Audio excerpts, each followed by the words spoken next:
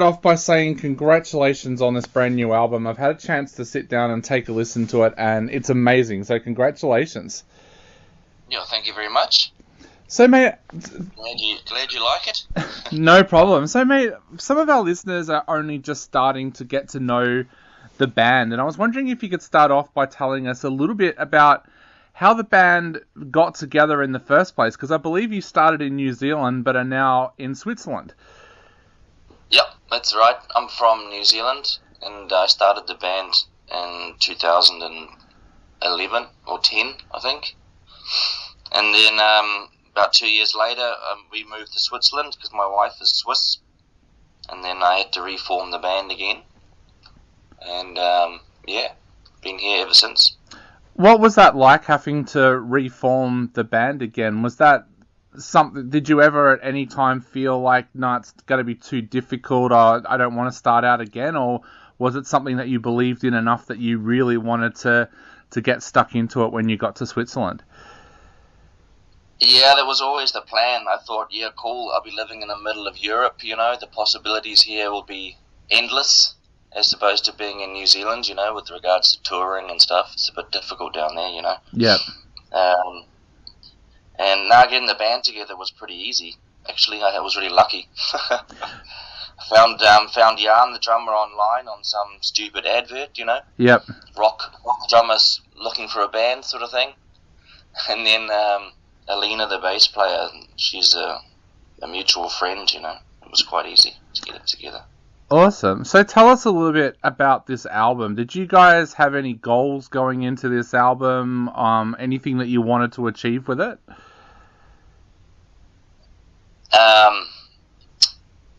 Well, we learnt a lot from the previous album in terms of songwriting and production and stuff. We were sort of the previous album, Drown the Witness, was written. We wrote it a lot together from jamming. And the songs came out quite long and sort of more spacey sounding, because they because they came from jams. That's kind of what they sound like. Yep. And so we wanted to make an album that came more to the point, shorter, sharper songs, and a more modern production too. That's what we wanted. Yeah. So how did you change the songwriting this time? Did you said last time the songs were longer because they came from jam sessions. So how did you change the songwriting this time around? And I wrote probably about 80% of it myself. Yep. First, and then brought it to the band, and we then arranged the songs together afterwards, as opposed to starting from nothing together, So, So what kind of things were inspiring you when you sat down to work on the songs? Was it what was going on in the world at the time, or was it a more personal kind of album?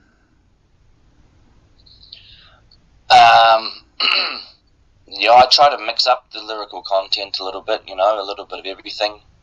It was in the middle of the pandemic when I wrote those songs, but I didn't really sing about that. Yeah. Singing about the normal stuff, personal problems, depression, alcoholism, anxiety, that sort of shit. Yeah. They're pretty deep topics. What was that? How did you find that experience writing about them? Oh, I don't know. It's pretty easy. Just taking a look at yourself, trying to be honest. Yeah. Yeah. I found when I was listening to the album, there's a lot of lyrics on there that a lot of people listening to the album will relate to. Is that something that you've had in the past where people have contacted you and said, I've been in that place, I felt exactly what you were feeling in that song? Not really. You know why? Because over here in Europe, they don't really listen to the lyrics, man. Okay. Because it's not their language, Yeah. So, although they appreciate the music a lot, they're just as into the music and stuff. They don't really analyze or listen too heavily to the to the lyrics. Yep. which I always found a bit weird. Being an English speaker, the lyrics for me when listening to a song is like it's almost 50% of the song. Yep. If the lyrics are shit, then you're gonna dislike the song. But over here, it's kind of somehow it works anyway. They're still into it without really paying a hell of a lot of attention to what you're saying. So to answer your question, no. Yeah. Does that change the vibe at gigs as well? Of course, when you go along to a gig in Australia or New Zealand and it's a song that people sing along to it, does that change that kind of vibe when the people there can't sing along with the lyrics because they don't know them? There are a few songs where they do still sing along. Whether they really know what it is that they're saying, that's another thing. I mean, their English is really good here, don't get me wrong. Everyone can speak really good English, but they just don't really sort of, they're not really listening to it as much as you and I. Yeah. Now, you mentioned that you wanted a more modern production on this album as well. How did you change up the production side of things this time around?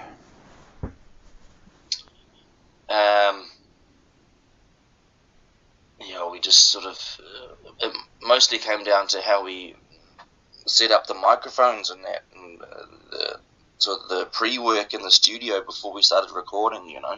Yeah. On the previous album, we used a lot of older gear, sort of 70s microphones and stuff, and it shows in the production, and I didn't really like it. So this time around, we used all modern microphones and preamps and stuff, and yeah, that's pretty much it, really. It's pretty Awesome. much the only difference. You mentioned about writing and recording the album during COVID. Did that change anything for you guys? Because I know here a lot of studios were completely closed down and nobody could get out there to get into them. So did that change anything for you? Nah, not really. It was actually kind of convenient because it gave us a bit of time to work on the album, Yeah. Because what's happened in the past is we've been so busy with shows that the writing and stuff and all the other work kind of gets forgotten about, So we had a good bit of peace and quiet to get stuck into the writing, and then with the recording, it wasn't really a problem. The restrictions were never so strong here as down under. Yeah. After the first lockdown, which was about a month, then everything was pretty well normal. You still had to wear masks and shit, and you weren't allowed to have parties, but you could still do a few things, like going to the studio. That was no problem. How did it feel when you were finally able to get back out and do shows again? Did that must have been something that you were looking forward to? So what was it like when you got back out there? Yeah, it was pretty awesome. It was pretty unreal.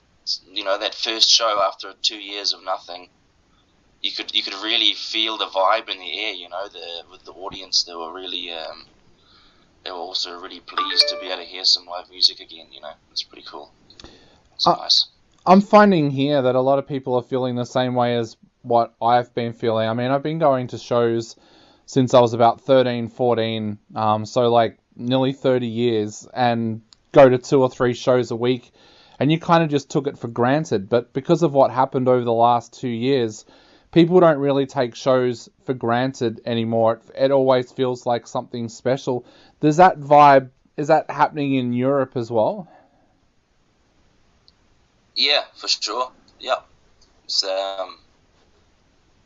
yeah, man. You can tell people are sort of taking it a little more seriously now, a little bit more appreciative of what's going on. That's for sure. Yeah.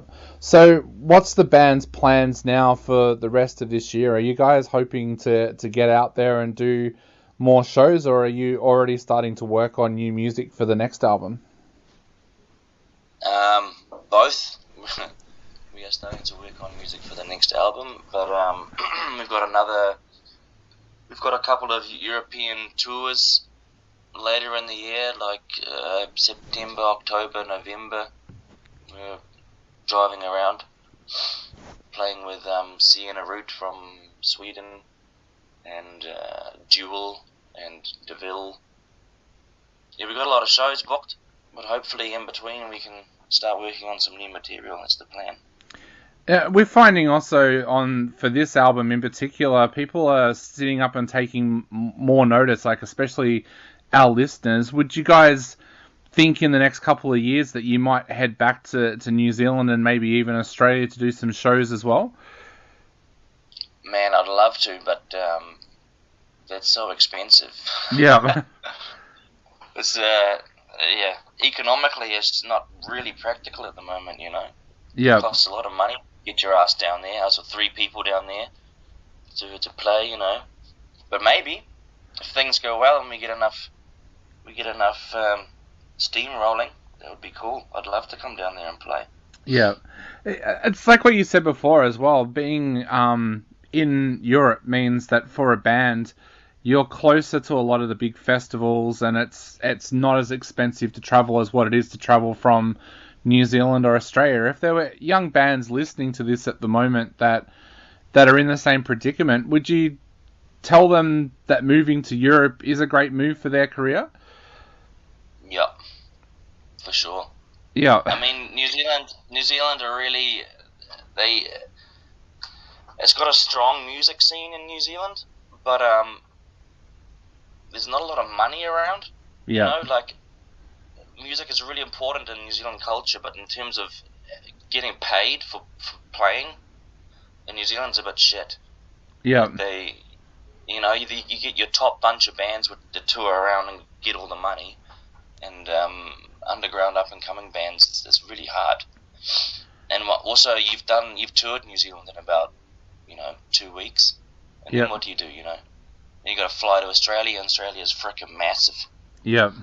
But here in Europe, everything's really close. It's like in about an hour we're in Germany. Same for France, Italy, and Austria. It's like everything's really close. Yeah. And cheap.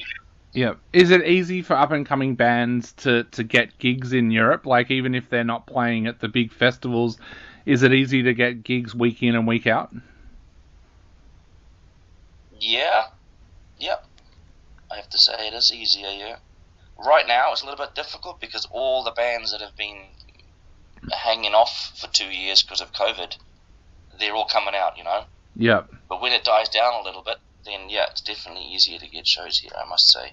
And you also get paid, Yeah. Yeah. Like in Switzerland, especially if you go a promoter putting on a show, they expect to pay the bands, which is nice. That's awesome. Well, mate, I do hope that we get to see you back in Australia and New Zealand, hopefully at some stage. But for now, what would you like to say to all of our listeners who are listening at the moment who have just grabbed a copy of the album or are about to grab a copy of the album? I hope you like it. Turn it up real fucking loud. Makes it sound better. We had a lot of fun recording it, and hope to see you guys soon. Awesome. Well, mate, thank you so much for taking the time to chat to us today. It's been an absolute honour having you on the show, and like I said, hopefully at some stage